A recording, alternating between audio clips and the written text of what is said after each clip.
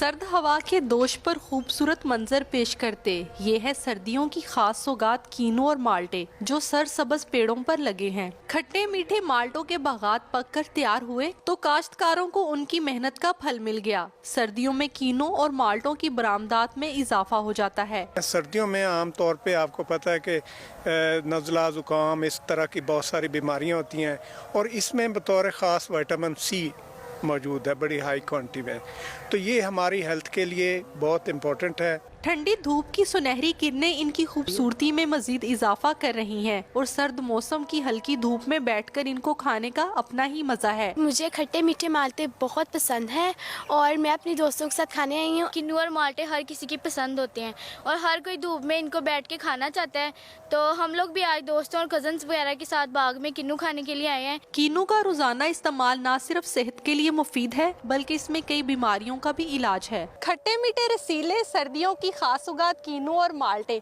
जहां बागों की शान बढ़ा रहे हैं, वहीं इनको खाने वाले भी बेसब्री से इनका इंतजार कर रहे हैं। कैमरामैन हमजा लियास के साथ मरीम रफीक, GNN फैसलाबाद।